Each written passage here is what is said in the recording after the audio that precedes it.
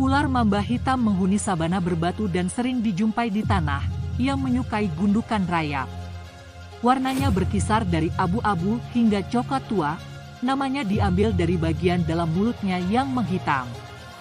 Mamba hitam ditakuti karena ukurannya yang besar dan cepat, serta memiliki racun yang sangat kuat yang membunuh sebagian besar korban manusia. Meskipun reputasinya agresif, serangan yang tidak beralasan terhadap manusia belum terbukti, dan hanya menyebabkan sejumlah kecil kematian setiap tahunnya.